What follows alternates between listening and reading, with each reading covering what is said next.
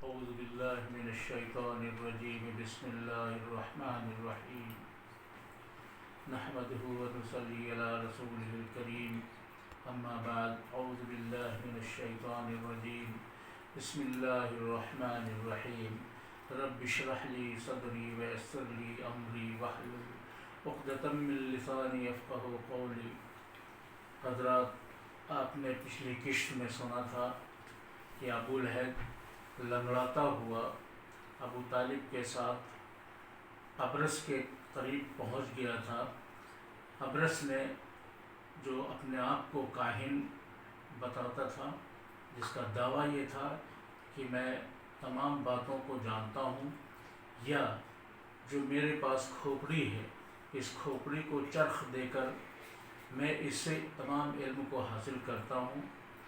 اس سے آگے اب آپ ملاحظہ فرمائیں، انشاءاللہ العزیز آپ اس سے مستفید ہوں گے، اور میرا قوی عقیدہ ہے کہ انشاءاللہ ایمان کی تازگی، ایمان کی بہتری، ایمان کی حلاوت آپ تمام حضرات کو ضرور میسر ہوگی۔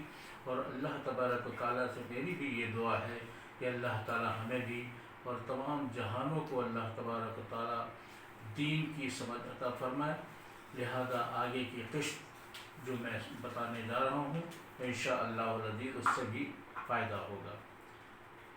ابرش نے عاجزانہ انداز سے کہا، اے خداوند، میری یہ مجال کہاں ہے کہ میں حضور کے خاندان پر کوئی الزام لگاؤں؟ میں حضور کے خاندان کا پروردہ ہوں، نمک خوار ہوں، میرے دل و دماغ میں دشمنی کا خیال بھی نہیں آ سکتا ہے۔ ایک عرب کبھی نمک حرام نہیں ہو سکتا ہے، غدار نہیں بن سکتا۔ اور ذرا تحمل کیجئے، دیکھیے کھوپڑی کیا بتاتی ہے۔ ابو طالب خاموش ہو گئے۔ ابرش نے کھوپڑی کو چرخ دیا، اس قدر گھمایا کہ وہ گول دائرہ سا بن گیا، ایک نقطہ بن کر رہ گئی۔ پھر ابرش نے کہا، دیکھیے کھوپڑی ایک نقطہ بن کر رہ گئی ہے، مگر دیکھیے، غور سے دیکھیے، یہ نقطہ خدا کی تصدیق کرنے والے کے نام بن کر سامنے آئے گی۔ سب نے نقطے کو غور سے دیکھا، نقطہ پھیلنے لگا، پھیلتے پھیلتے نام بنا اور نہایت آب و تاب سے چمکنے لگا۔ سب نے دیکھا اور غور سے دیکھا، حیرت سے دیکھا، صاف اور موٹے حروف میں محمد مصطفیٰ صلی اللہ تعالیٰ علیہ وسلم کا نام لکھا ہوا تھا۔ ابرش نے دیکھا تو غور سے دیکھ کر اس نے اپنے معبودوں کی تذلیل کرنے والے کا نام دیکھ لو، یہ ہے وہ۔ کوئی جادو نہ تھا، کوئی نظر بندی نہ تھی، حضرت محمد مصطفیٰ صلی اللہ علیہ وسلم کا نام صاف واضح طور پر چمک رہا تھا۔ اب ابو طالب کو بھی کچھ کہنے کی گنجائش نہ رہی۔ ابرش نے کہا، تم نے دیکھ لیا، اب سنو، اگر تم اپنے معبودوں کو خوش کر لو تو یہ فتنہ پیدا ہونے والا ہے، یہ ختم ہو جائے گا یا دب جائے گا۔ ابرش نے کہا، تم نے دیکھ لیا، اب سنو، اگر تم اپنے معبودوں کو خوش کر لو تو یہ فتنہ ہرگز نہ آئے گا۔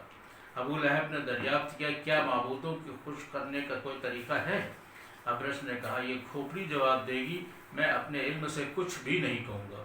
کھوپڑی ابھی تک گردش کر رہی تھی، اب نام غائب ہو گیا تھا اور صرف نقطہ ہی باقی رہ گیا تھا۔ لوگ اس نقطے کو غور بھری نظروں سے دیکھ رہے تھے۔ نقطہ پھیلنا شروع ہوا اور دیکھتے ہی دیکھتے ایک نقطہ بن گیا۔ سب نے پڑھا، چمکدار الفاظ میں تحریر تھا۔ ابرش نے کہا، دیکھیے کیا لکھا ہوا ہے۔ سب نے دیکھا، بڑے غور سے دیکھا، قربانی، قربانی دے کر اپنے معبودوں کو راضی کرو۔ اس وقت تمام عربوں کے چہروں سے خوف اور ہراس ظاہر ہو رہا تھا۔ سب خوفزدہ نظروں سے ابرش کو دیکھ رہے تھے۔ ابرش نے کہا، تمہارے معبود قربانی چاہتے ہیں، قربانی دے کر آنے والے فتنے سے خلاصی حاصل کرو۔ عمر ابرش کے سامنے ہی کھڑے تھے۔ حضرت عمر تھے جو کھڑے ہوئے تھے۔ اس وقت تک ایمان نبی نہیں کوئی لایا تھا، کیونکہ اسلام کی تبلیغ اللہ کے نبی صلی اللہ تعالیٰ علیہ وسلم نے اس وقت ابھی نہیں شروع کی تھی۔ اس کا جواب بھی کھوپڑی ہی دے گی۔ عمر نے کہا کہ کوئی ترکیب بتائیے۔ لوگوں کی نگاہیں پھر کھوپڑی کی طرف اٹھ گئیں۔ انہوں نے دیکھا کہ قربانی کا لفظ سمٹ کر پھر نقطہ بن گیا۔ کھوپڑی برابر گردش کر رہی تھی اور وہ صرف نقطہ معلوم ہی ہو رہی تھی۔ نقطہ پھر بڑھنے لگا اور بڑھ کر دور تک پھیل گیا۔ لوگوں کی خوفزدہ نگاہوں میں یہ سب کچھ دیکھ رہی تھی۔ دفعتاً موٹے الفاظ سے عبارت نظر آئی، لکھا تھا، ایک 10 سالہ خوبر لڑکی سب یہ دیکھ کر کمال متعجب ہوئے۔ ابرش نے کہا آپ نے دیکھ لیا، اب کھوپڑی اپنی گردش ختم کرتی ہے۔ ابرش کے دیکھتے ہی دیکھتے لفظ سمٹ کر غائب ہو گیا اور کھوپڑی ابرش کے ہاتھ پر آ پڑی۔ ابرش نے کھوپڑی کو بوسہ دیا اور لوگوں سے مخاطب ہو کر کہا، میرے علم نے مجھے جو کچھ بھی بتایا ہے وہ شخص اپنی لڑکی کو قربانی کرے جو پہلے اپنی 9 لڑکیوں کو قربان کر چکا ہو، یعنی کہ دفن کر چکا ہو۔ عربوں میں دختر کشی کی مذموم وحشیانہ رسم جاری تھی۔ سنگ دل اور بے درد باپ اپنی بچیوں اور معصوم بچیوں، بھولی بھالی بچیوں کو زندہ درگور کر دیا کرتے تھے اور اس پر بڑا فخر بھی کرتے تھے۔ اکثر لڑکیاں تو پیدا ہوتے ہی قتل کی جاتی تھی، انا للہ و انا الیہ راجعون، یا زندہ دفن کر دی جاتی تھی۔ مگر بعض اوقات ایسا بھی ہوتا تھا کہ لڑکی بڑی ہو جاتی تھی، میٹھی میٹھی باتیں کرنے لگتی تھی، تو بے درد باپ پہلے گڑھا کھوداتا اور پھر لڑکی کو اچھے کپڑوں اور زیور پہنا کر بستی سے باہر لے جاتا، اس کو گڑھے کے کنارے کھڑا کرتا اور پیچھے سے دھکا دے دیتا، اوپر سے اینٹ اور پتھر جو بھی اس کو میسر ہوتے مارتا۔ ظالم باپ اس کی آہ زاری پر ذرا بھی توجہ نہ کرتا، اوپر سے ڈھیلے مار مار کر مٹی ڈال دیتا اور اس طرح سے اپنے لخت جگر کو زندہ درگور کر کے واپس لوٹ جاتا اور اس سنگ دلانہ رسم پر بڑا فخر بھی محسوس کرتا۔ ابرش کی بات سن کر ایک ادھیڑ عمر کا شخص بولا، آج میں فخریہ طور پر کہتا ہوں کہ میں اپنی 9 لڑکیوں کو زندہ درگور کر چکا ہوں۔ خوش قسمتی سے میری 10 سالہ لڑکی ابھی 3 دن کے بعد پورے 10 سال کی ہو جائے گی، اس کی عمر پرسوں پورے کے پورے 10 سال ہو جائے گی۔ میں نے منت مان رکھا تھا کہ جب اس کی عمر 10 سال کی ہو جائے گی تب میں اسے دفن کروں گا۔ ابرش، کیا وہ لڑکی قربانی کے مناسب ہے؟ ابرش نے اس اعرابی کو دیکھ کر کہا، قیس، تم واقعی خوش قسمت ہو، کس قدر قابل فخر بات ہے کہ تم اپنی 10 سالہ بچی کو دفن کر کے اپنے معبودوں کو خوش کر لو گے، اور تمہاری اس بخت رسانی پر ایک دنیا رشک کرے گی۔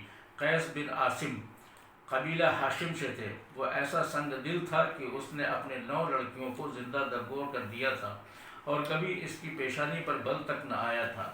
اس نے کہا، میں نہایت خوشی سے اعلان کرتا ہوں کہ میں پرسوں اپنی 10 سالہ لڑکی کو زندہ دفن کروں گا۔ ابرش نے کہا، تمام اعرابی اس عظیم الشان قربانی کا نظارہ دیکھنے کے لیے پرسوں بستی سے باہر جمع ہوں اور اس قربانی کے بعد کوئی اندیشہ باقی نہ رہے گا۔ یہ سن کر لوگوں کو تسلی ہوئی، سب کے سب اپنے معبودوں کے سامنے جھکے اور گریہ گزاری کر کے سجدہ کر کے اٹھے اور بیت الحرام سے نکل کر اپنے گھروں کی طرف روانہ ہوئے۔ ابو لہب لنگڑاتا ہوا چلا، قیس بن عاصم بھی روانہ ہوا۔ تھوڑی دیر میں بیت الحرام بالکل خالی ہو گیا۔ انشاءاللہ اگلی قسط کل۔